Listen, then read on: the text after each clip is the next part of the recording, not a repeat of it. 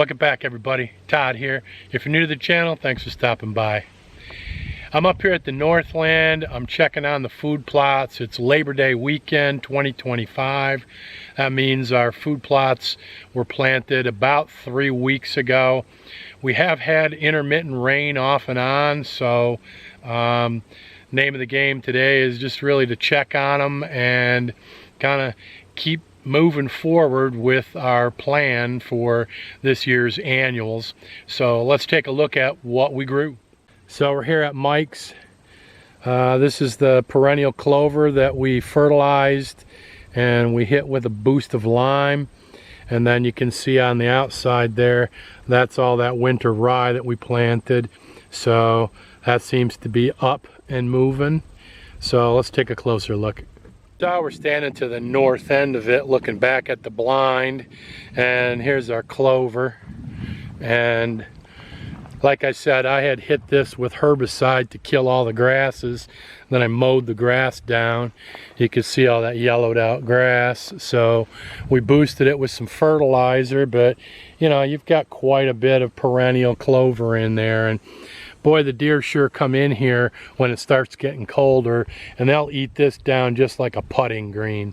So we kind of put this part of the food plot in to entice them to come within bow shot of that blind right there. Obviously you can see you get out there into the rye, especially if you go all the way down here, you know, you're out of bow range at that point. So that was the thought process and how we developed and designed the food plot. But yeah, you can see that the rye's coming up pretty well. I'm happy with that. It's already getting hammered though. There's tons of deer tracks in here. So one thing that I'll be doing today is I'll just be broadcast seeding another planting on top of this, in anticipation that the deer are just going to totally hammer this as it grows. So that'll be my plan here, is to go ahead and overseed this with one more planting, just broadcasting it in. If you watched my other video, you know that we use the landscape rake to rake the seed and fertilizer in on this, and boy, it sure paid off, because the germination rate, I would say, is pretty good. The challenge that we have is this is just all sand, and man, if you're not getting rain a couple days a week, it's hard to get this stuff up and going. And look at all the deer tracks in here. They will come in here and they'll just eat it right up by the roots. Just deer tracks everywhere. So there we go. That's what I put down, that Wheeler rye. It's a winter rye, and those are 50-pound bags. This is, that portion of it anyhow, is certainly less than 1/4 of an acre, or 1/4 of an acre at the most. So I would say I put down the equivalent of about close to 100 pounds per acre overseed on this. So we're 3 weeks in. That's great. We're sitting Saturday right now. There's rain in the forecast for next Wednesday. We're far enough north that we're up there a ways, where Lake Huron to the east and Lake Michigan to the west are not that far apart. So we get weather systems that kind of come across and dump rain on us, even though it's not in the forecast. So let's knock on wood and hope we get some of that to help germinate that stuff. But you know, even if I only get 10%, 20% germination on what I just broadcast seeded into there, I'll be happy. Okay, here I am at my northeast food plot, and I just bumped a couple of deer. They must have been bedded down in that grass right down in there behind that brush. So one of them went to the left, to the west. The other one went running straight north. So yeah. Okay, let's get out and take a look. All right, we're looking west now. You can see that the rye has come up, looking pretty good. I can see from here there must be 1,000 deer tracks out there. So it is getting hammered. Here's our clover. And we could sure use some more rain, but yeah, I'm hopeful as the fall comes with the fertilizer that we put on there a few weeks back that this will really take off once we get into the rainy season of fall. And same philosophy here. You can see there's the clover down here. There's the hunting blind, so hopefully we can entice deer to come into the clover where we can get a bow shot on them. There's that stake right there. That stake is like 35-yard shot from the blind. Let's come on out here and take a closer look. You can see there's a lot of deer tracks. I mean, look at the tracks everywhere. This field gets hit the hardest out of all of them. It's just hard to keep a food plot going because they'll get in here right away and start feeding on this, and they'll just jerk it right out by the roots. Come down to this end. I mean, look at this. There's nothing left. It's all been pulled out by the roots.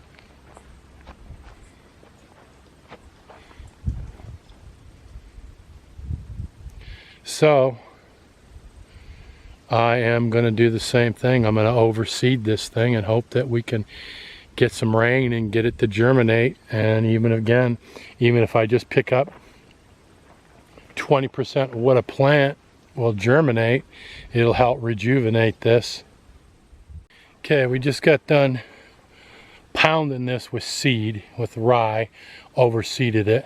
And then I also went ahead and put some 4600 urea on. Whitetail Institute calls for a 3400 after about 3 weeks or so, and I don't have access to the 3400. I got this from the farm store. 46 is fine. I just went a little bit lighter than I would have with 3400. So I hit this. I'm going to go back and I'm going to catch Mike's rye with this as well.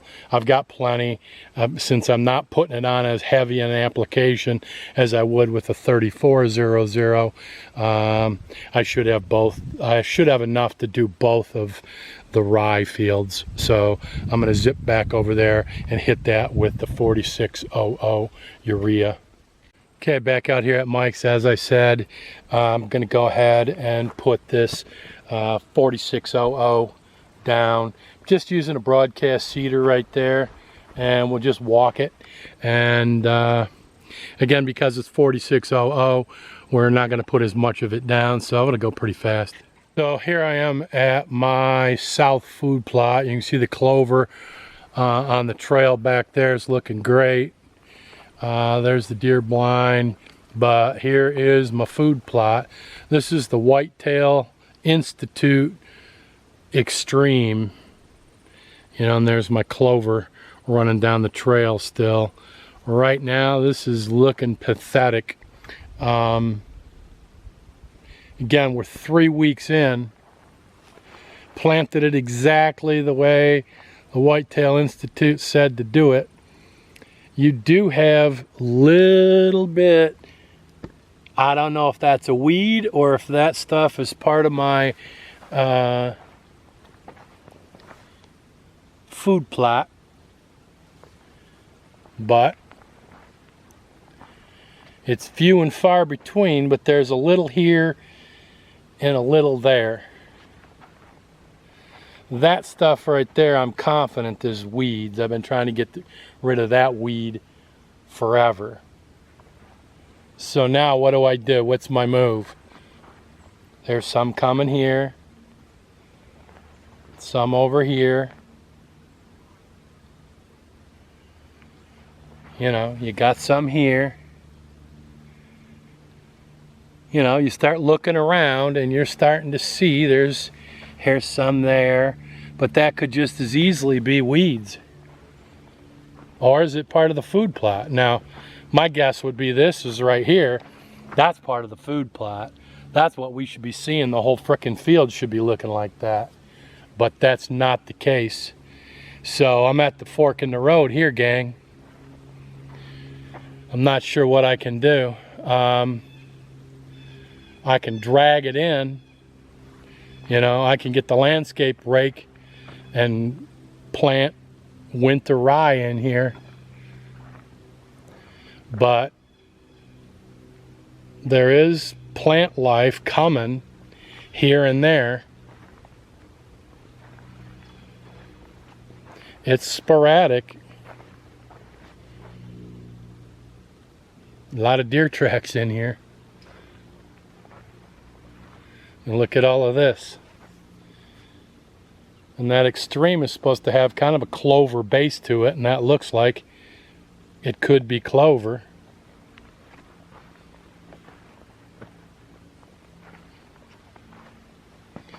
I mean, if you really look, there's green everywhere, but I do have that one invasive weed. I don't know what it is, but I can't get rid of it. And it comes in looking a whole lot like this stuff. So I think what I'm going to do, I have a bag of Secret Spot from Whitetail Institute that I had in the shed. Now, this is probably from last year, but it's not been opened. I'm going to go ahead and broadcast seed that on top of this food plot. And that has that coating on it so that it will help retain moisture. So if it lays on the surface here for close to a week before it gets rained in, it should hold up better than if I just broadcast seed rye on top of here. The only way to do rye in here is going to be to drag it in, and that might be my best move. But if I'm taking an outside chance that this crap that's popping up here and there is going to actually grow, then to hedge my bet, throwing the Secret Spot on top of it, which is an annual, should hedge my bet. But I could very well end up with just a patch of dirt here for hunting season. And if that's the case, I'm done with Whitetail Institute seed. This is a great disappointment because that seed got rained on several times since it was planted. Now again, it's well-drained soil, but they say that this extreme is made for well-drained soils. All right, let's go ahead and broadcast seed some Secret Spot on top of this field and see what we end up with. So there we go, there's a Secret Spot. And I've dumped it in the cedar. That's what it looks like. Okay, it's down. I put the whole bag down. Says it does up to 4,500 square feet. So, you know, that's a good, since I'm overseeding what should be already a seeded food plot, I'll go with it. Thought I'd show you this. Here's a trail right here, and what I do is I weed whack and hit it with Roundup in the summertime, and then this is a deer trail, or it becomes a travel trail. Goes back in here. Just walk it a little bit and I'll show you what I've done. You know, the deer will absolutely walk these kind of trails, so you can make yourself travel lanes. And hey, they'd rather walk this travel lane than beat the bushes. Look how thick it is in here, right? You just stop and look. There's a swamp right there.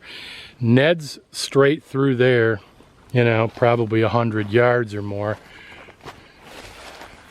Then this weaves back through here. Now I made another one that goes right out to the main trail. Then this way comes straight back through here. This is what we call the 10 trail. Todd, Evan, and Ned. So this kind of comes together. The deer end up moving between Ned's food plot, mine, and Evan's.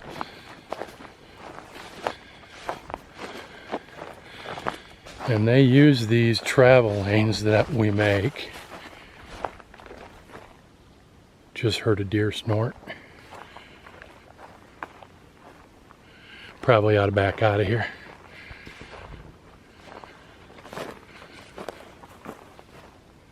But you can see it's thick forest through here. So then this goes right straight through that swamp and comes out in Ned's food plot. If I go this way, that meanders through there and comes out in Evan's food plot. And then if you go back the way we just came, that goes to my food plot. So this is kind of we've made it into a nice hub spot to help them travel in between. And then this really is a sanctuary area back in here. We never go in here. It's fairly high ground. It's swampy off in this direction, but this is pretty high ground. Great place for the deer to bed. They're not being pushed. And you got 3 food plots to choose from coming out of this area. So yeah, just something that I thought I'd share with you.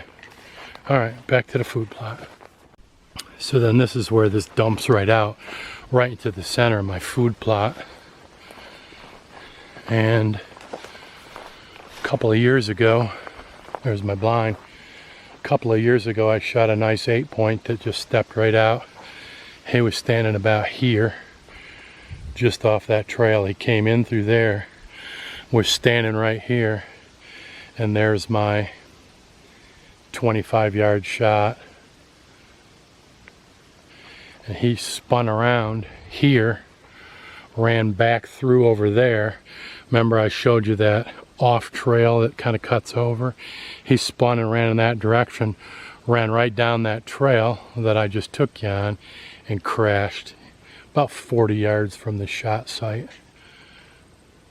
So these trails do work, guys. Again, there's my clover. That clover goes down into here a little ways.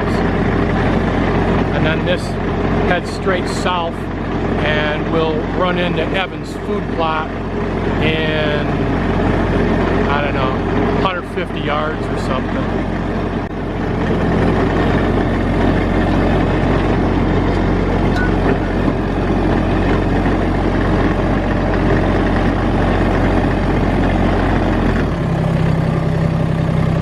Clover's looking pretty good. I mean, it's sparse, but it's filling in. This is only the 2nd year, but it looks pretty healthy.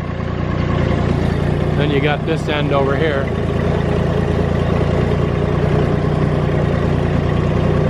Yeah, the herbicide helps. Killed off a lot of that grass.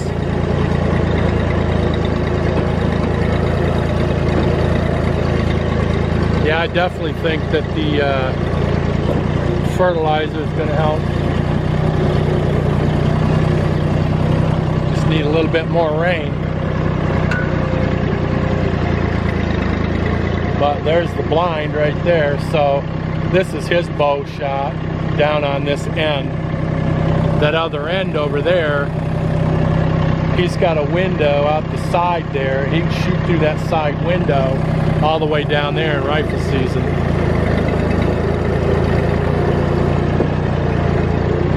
He's got a shooting lane right through there too that he cleans up.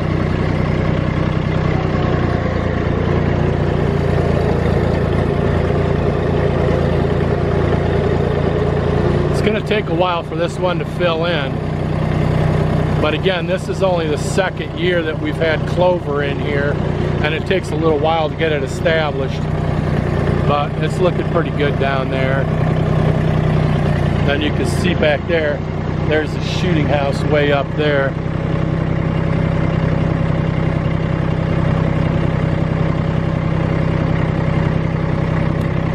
Yeah, you can see that window. He's got a very good rifle shot over here. And then this trail going up the hill.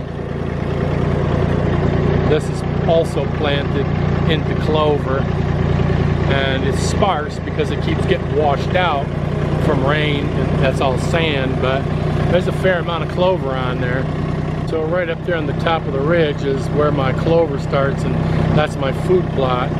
Over here, I've got a back trail cut through there. It loops around, comes into the south end of my food plot. That's also an excellent travel corridor for the deer. Then as I come up here,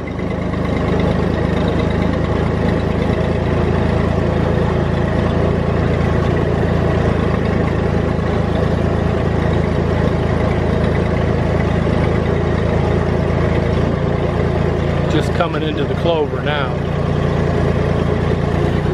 Right here is where that offshoot trail ties into the 10 trail that we walked.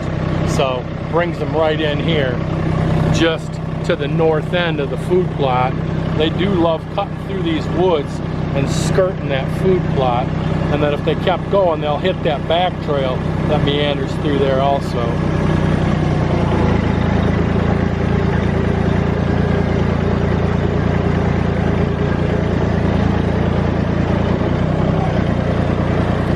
Then back there on the north end, back in the woods a little ways, I've got a water hole.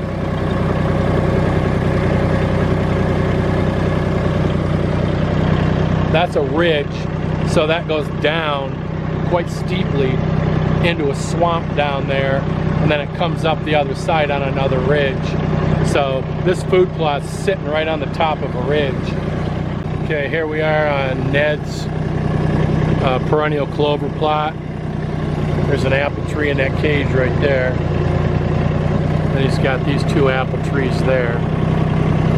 This is all clover that's slowly making its way. It's filling in. And down there you can see there's the main body of his clover patch. Underneath that blue tarp is his muddy blind. That's a raised blind. He's covered it to keep the sun off of it. He's replaced the canvas on the hunting blind once already, so he's trying to prevent that from just getting destroyed by the sun. So he'll be pulling that off of there probably within the next week or 2. And then he approaches that from the back. He's got a trail. That's his trail, one of his trails in. And so he's got a trail that cuts back through the woods so he can come in from behind undetected. Then here's the clover. It's looking pretty lush.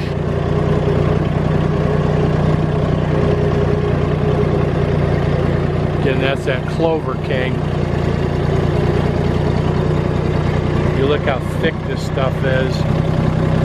Again, once we get into cold temperatures and the deer start really nailing this stuff, by the time you get into rifle season, this will all be nibbled down and it'll look like a putting green, man. Right now there's plenty of groceries in the woods, so they're not hitting it quite as hard at the moment, but come deer season, come colder temperatures, they'll definitely be in here hitting this.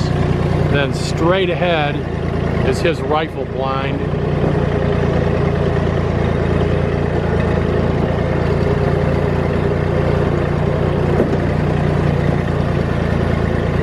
So he's got about a 75-yard shot. The furthest would be a 75-yard shot all the way to the south end.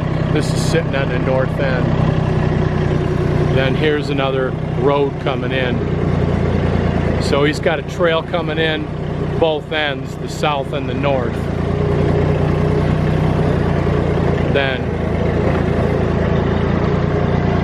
back in here, There's a water hole back in there. There's a trail that cuts through, and just off that trail, be a walk trail, like a deer trail.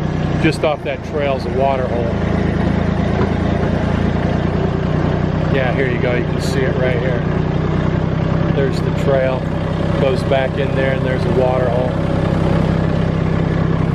And here's his trail out towards the cabin. All right, I'm heading out to my south food plot. Today's task is to make a community lick and scrape. So I'll meet you at the food plot and I'll talk you through what my game plan is.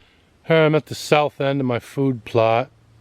There's a trail that comes up the ridge. Again, this is a ridge. All those trees are the top of the ridge. And then it falls off down this way. Yeah, I'll show you. You can see down that trail. It falls off right down here. That goes around and that trail circles around at the bottom of the ridge.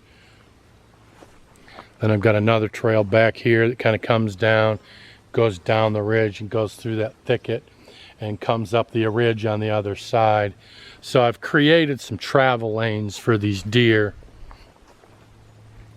Back in here's the water hole inside the wood line. I'll show it to you.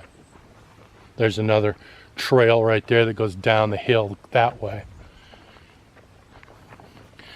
We put a licking branch up here, this vine, but it just never really has taken. And part of the reason is it's all roots down here. So from a mock scrape point of view, that's not going to work. Here's the water hole. It's been a pretty dry year, but they definitely come in here and drink. And then I planted clover back in here as well. So they're definitely constantly using this trail. Here's the trail. It goes down that way, comes over the top and down the ridge. Goes this way, circles around back and crosses the main trail. So, yeah. And then here's my blind from there. You might be able to get a rifle shot back in here. I'm going to take that vine down today. And we're going to create a licking branch scrape right out here in the food plot. I'm going to take a treated landscape timber. I'm going to sink that right there where I've got the ground kind of broken up right here. That should be somewhere around 30 to 35 yards at the most. With my crossbow, I should be able to make that shot. And you got them coming up here. Here's that trail. You got the water. Then if I come around this way, right where the tractor is where the 10 trail goes back in there. All right, let's take a little look at the update here. Obviously got my fence post in. And what I've done is gone out in the woods, cut down a decent sized cherry tree. It's been my observation with natural scrapes around here that they seem to like the cherry. I see a lot of natural scrapes under cherry trees, so that's why I chose cherry. Obviously it's readily available. I am going to go ahead and secure that on top of there with some screws. All right, there's my final product. You can see I've put some rope on there, and I'm about to put just some regular no-name vanilla all over that knot. That's going to encourage the does to lick that. Once does start to lick it, as you know, that'll become a popular lick for everybody, especially the bucks. Obviously you've got your scrape here. I'm going to go ahead and scrape that up. I'll knock some of those leaves down to the ground, get a good scrape, mock scrape going underneath that. That vanilla should do its trick. The does will start nosing that, and pretty soon it'll become active, I'm hoping. Okay, I'm leaving the yard. I'm going to head out here on the north trail, and I'm going to head out to my northeast food plot, where we're going to do another one of these licks, scrapes. All right, there's the scrape that I made, the licking branch, the scrape. And straight over here is the blind. So I believe that that is out there at about 35 yards. And I can make a crossbow shot at that. The big thing is just getting them down here at this end of the food plot from all the way down there, right? So we'll see what happens.